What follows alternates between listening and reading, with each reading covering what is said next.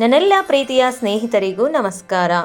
ಸ್ನೇಹಿತರೆ, ಫೆಬ್ರವರಿ ತಿಂಗಳಲ್ಲಿ ಬರುವಂತಹ ಸಂಕಷ್ಟಿ ಯಾವುದು, ಹಾಗೆ ಆ ಸಂಕಷ್ಟಿಯನ್ನು ಯಾವ ದಿನ ಆಚರಣೆ ಮಾಡಬೇಕು, ಆಚರಿಸುವಂತಹ ವಿಧಿವಿಧಾನಗಳೇನು ಎಂಬುದರ ಬಗ್ಗೆ ತಿಳಿದುಕೊಳ್ಳೋಣ.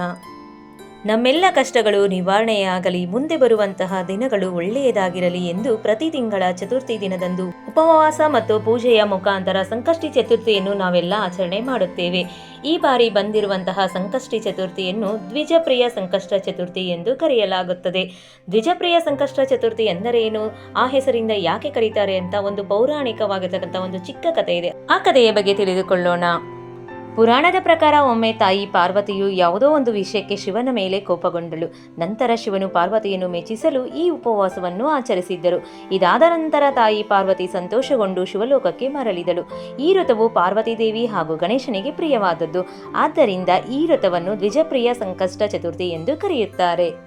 ಸಂಕಷ್ಟಿ ಚತುರ್ಥಿಯು ಫಾಲ್ಗುಣ ಮಾಸದ ಕೃಷ್ಣ ಪಕ್ಷದ ಚತುರ್ಥಿ ಫೆಬ್ರವರಿ 15ನೇ ತಾರೀಕಿನಂದು ರಾತ್ರಿ 11:52 ಪ್ರಾರಂಭವಾಗುತ್ತದೆ. ಫೆಬ್ರವರಿ 17ನೇ ತಾರೀಕು ಬೆಳಗಿನ ಜಾವ 2:15 ಕೊನೆಗೊಳ್ಳುತ್ತದೆ. ಉದಯ ತಿಥಿಯ ಪ್ರಕಾರ ದ್ವಿಜಪ್ರಿಯ ಸಂಕಷ್ಟ ಚತುರ್ಥಿಯ ಉಪವಾಸವನ್ನು ಫೆಬ್ರವರಿ 16ನೇ ತಾರೀಕಿನಂದು ಆಚರಣೆ ಮಾಡಬೇಕು.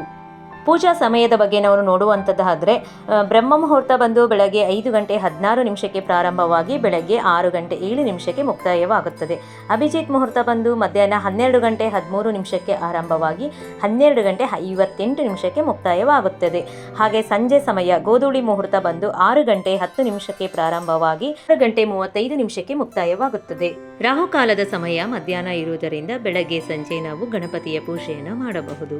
ಪೂಜಾ ವಿಧಾನದ ಬಗ್ಗೆ ನಾವು ತಿಳಿದುಕೊಳ್ಳೋದಾದರೆ, ಗಣೇಶ ದೇವರ ಫೋಟೋ, ವಿಗ್ರಹ, ಅರಿಶಿಣದಿಂದ ಮಾಡಿದ ಗಣಪ ಅಥವಾ ಸಗಣಿಯಿಂದ ಮಾಡಿರ್ತಕ್ಕಂತಹ ಗಣಪನಿಗೆ ನಾವು ಪೂಜೆಯನ್ನು ಮಾಡಬಹುದು.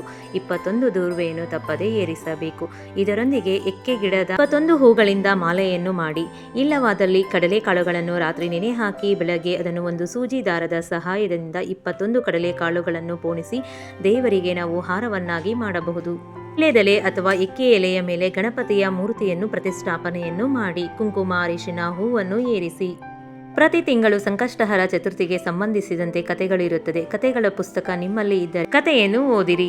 ಗಣಪತಿ ದೇವರಿಗೆ ಸಂಬಂಧಿಸಿದಂತೆ ಹಲವಾರು ಸ್ತೋತ್ರ ಮಂತ್ರಗಳಿವೆ. ಅವುಗಳನ್ನು ತಪ್ಪದೇ ಪಠಣೆಯನ್ನು ಮಾಡಿ. ನೈವೇದ್ಯಕ್ಕಾಗಿ ನೀವು ಲಡ್ಡು, ಹಾಲು, ಸಕ್ಕರೆ ಹಾಗೆ ಫಲಗಳನ್ನು ಅರ್ಪಣೆಯನ್ನು ಮಾಡಬಹುದು. ಜೊತೆಗೆ ಮೋದಕವನ್ನು ಸಾಧ್ಯವಾದಲ್ಲಿ ಮೋದಕವನ್ನು ಮಾಡಿ ನಿಮ್ಮಿಂದ ಸಾಧ್ಯವಾದಂತಹ ಯಾವುದೇ ಪ್ರಸಾದವನ್ನಾದರೂ ನಾವು ನೈವೇದ್ಯವನ್ನಾಗಿ ಮಾಡಬಹುದು. ಇದರೊಂದಿಗೆ ಗಣಪತಿ ದೇವರಿಗೆ ಅಷ್ಟೋತ್ತರಗಳನ್ನು ಹೇಳುತ್ತಾ ಕುಂಕುಮ ಅರ್ಚನೆಯನ್ನು ಕೂಡ ನಾವು ಮಾಡಬಹುದು. ಕಡಲೆಕಾಳಾಗಿರಬಹುದು ಅಥವಾ ಬೆಕ್ಕದ ಹೂಗಳಾಗಿರಬಹುದು, ಅಕ್ಕಿ ಕಾಳು ಹಾಗೂ ದೂರ್ವೆಗಳಿಂದ ನಾವು ಅಷ್ಟೋತ್ತರ ಶತನಾಮಾವಳಿಯನ್ನು ಹೇಳುತ್ತಾ ದೇವರಿಗೆ ಅರ್ಚನೆಯನ್ನು ಮಾಡಬಹುದು. ಇದರೊಂದಿಗೆ ಈ ದಿನ ಉಪವಾಸವನ್ನು ಮಾಡಿದವರು ರಾತ್ರಿ 9:38 ಚಂದ್ರೋದಯದ ಸಮಯವಿದೆ. ಚಂದ್ರನನ್ನು ನೋಡಿ ಚಂದ್ರದೇವನಿಗೆ ಅರ್ಘ್ಯವನ್ನು ನೀಡಿ. ಅಂದರೆ ನೀವು ದೂರದಿಂದಲೇ ಸ್ವಲ್ಪ ನೀರು, ಅರಿಶಿನ, ಕುಂಕುಮ, ಅಕ್ಷತೆಯನ್ನು ಹಾಕಿ ಊದುಬತ್ತಿಯನ್ನು ಬೆಳಗಿ ಕೈ ಮುಗಿದು ನಿಮ್ಮ ಉಪವಾಸವನ್ನು ಕೊನೆಗೊಳಿಸಿ. ಸಾಧ್ಯವಾದಲ್ಲಿ ಉಪವಾಸವನ್ನು ಮಾಡಿ, ಆಗದಿದ್ದಲ್ಲಿ ಕೊನೆಯ ಪಕ್ಷದಲ್ಲಿ ಪೂಜೆಯನ್ನು ಮಾಡಿ, ಸ್ತೋತ್ರಗಳನ್ನು ಹೇಳಿ ದೇವರ ಧ್ಯಾನವನ್ನು ಮಾಡಿ. ಹಾಗೆ ನಿಮ್ಮ ಕೋರಿಕೆಗಳು ಏನೇ ಇದ್ದರೂ ಕೇಳಿಕೊಳ್ಳಿ. ಅಷ್ಟೇ ಅಲ್ಲದೆ ಮಕ್ಕಳ ದೀರ್ಘಾಯುಷ್ಯ, ಉತ್ತಮ ಆರೋಗ್ಯ ಹಾಗೆ ಬರುವಂತಹ ಅಡೆತಡೆಗಳನ್ನು ನಾಶ ಮಾಡಲು ನಮ್ಮ ಆಸೆಗಳ ಈಡೇರಿಕೆಗಾಗಿ ದ್ವಿಜಪ್ರಿಯ ಸಂಕಷ್ಟ ಚತುರ್ಥಿ ತುಂಬಾ ವಿಶೇಷವಾಗಿದೆ. ಸ್ನೇಹಿತರೆ, ದಿನನಿತ್ಯ ನಾವು ಪೂಜೆ ಮಾಡುವುದರಿಂದ ಮಾನಸಿಕ ನೆಮ್ಮದಿ ಹಾಗೂ ಆತ್ಮಸ್ಥೈರ್ಯ ಹೆಚ್ಚಾಗುತ್ತದೆ. ಎಲ್ಲರಿಗೂ ಒಳ್ಳೆಯದಾಗಲಿ. ನಮಸ್ಕಾರ.